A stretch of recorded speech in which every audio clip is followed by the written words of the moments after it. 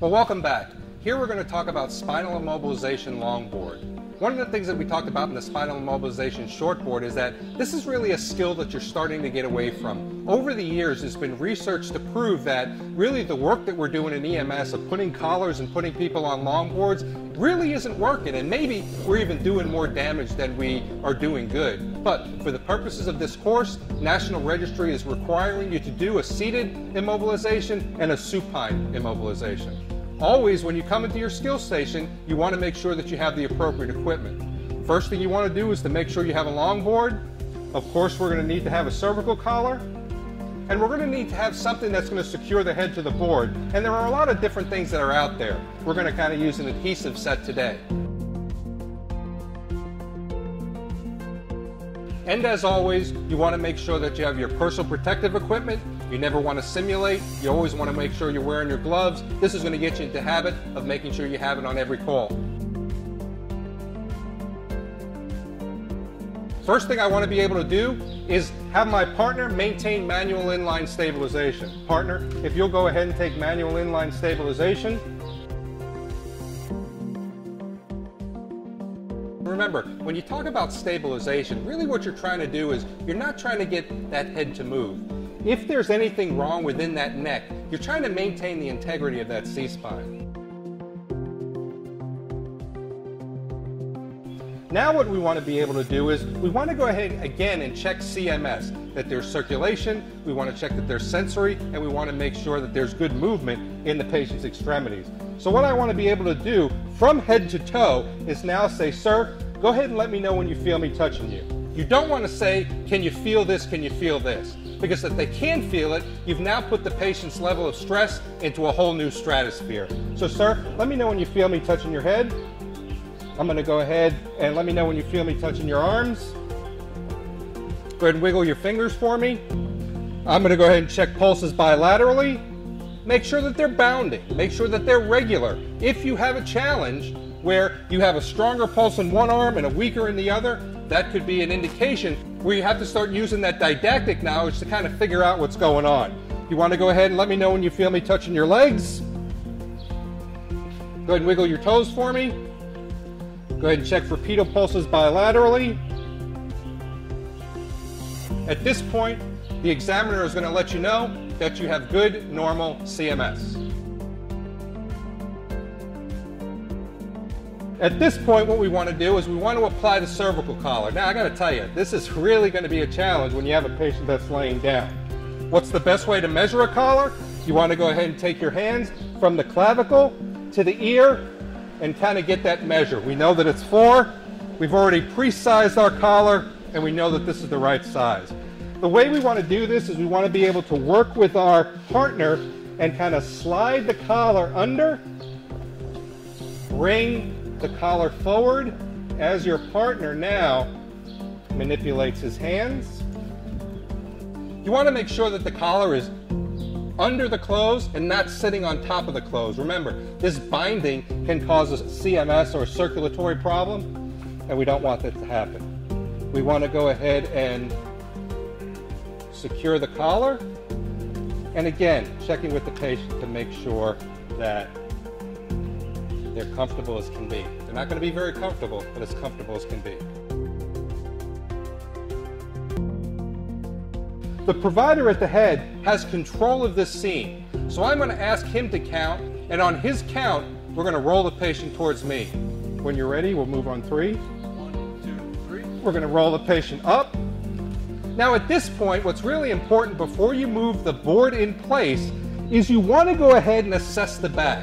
If you need to, this is the time to cut off the clothes to make sure that you have good access. But you want to go ahead and just walk and step down the back to make sure the patient has no problem.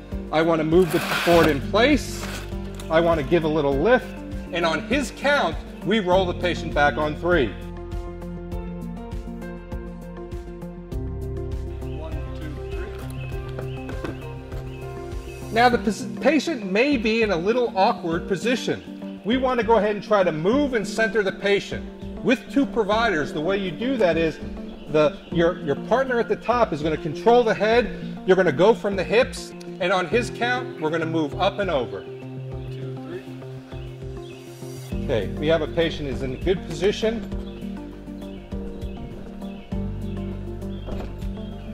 And we're ready to secure. So now as we move the patient to the middle of the board, it's really important that we get them to that point and not compromise the C-spine. We want to be able to move the patient as one unit and not to make sure that the head is moving independently from the rest of the body.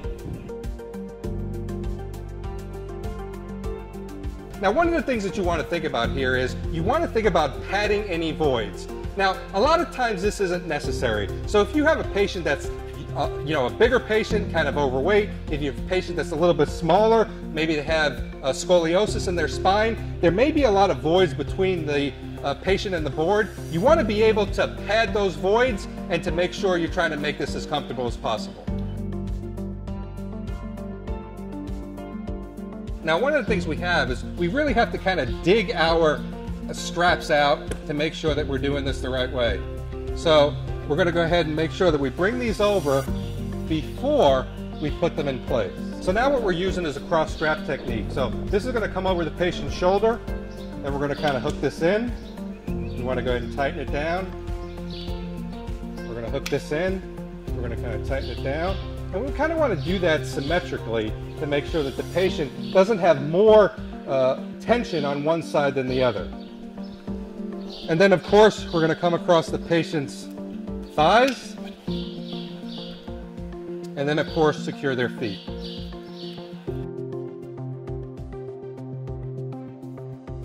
Next thing you want to do is you want to go ahead and put the headbed in place. So you're just going to go ahead, working with your partner, kind of get this under their head, and then kind of pull off the tape and secure it. Now what we want to do is go ahead and set our head blocks. And the way we'll do that is we take one, working with our partner to maintain manual inline stabilization.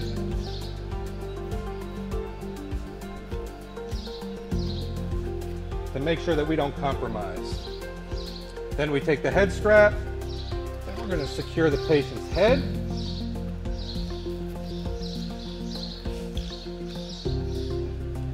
Then there's some blue tape. We want to go ahead and secure the patient's collar to the board. Now at this point, the patient is secured to the board. So you could have your partner kind of move away from holding manual inline stabilization, and now he's going to have to help you lift that board. One of the things that we want to do now is we have the feet secure, but we want to maybe secure those arms as well. Maybe your patient is unconscious, and one of the things that you're going to find always is that when they're on a backboard and they're unconscious, their arms are always going to flail. Well, this could be a real injury to the patient, so what we want to do if the patient is unconscious is we want to go ahead and secure their arms. At this point, what we want to be able to do now is go ahead and reassess CMS to make sure that there is no change. Remember, we had good CMS before we put the device on, and we need to make sure that that's the way it is as we move forward. We start at the patient's head, we work our way down, ask them, let me know when you feel me touching you here. You want to go ahead and check for pulses bilaterally. Go ahead and wiggle your fingers, move your toes, check for your pulses bilaterally. Go ahead and pick the patient up, secure them to your stretcher, and get them to the appropriate medical facility.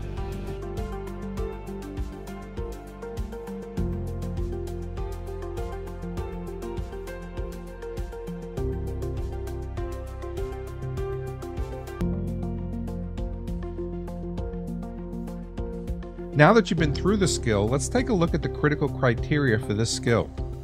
When you're participating in a skill evaluation, you will be given points for each of the steps of the skill that you complete. Note that failure to adequately complete any one of the critical criteria will cause you to fail that particular skill examination, regardless of your overall points scored. Go ahead and take out your National Registry skill sheet and follow along with me. Here's the critical criteria for this skill.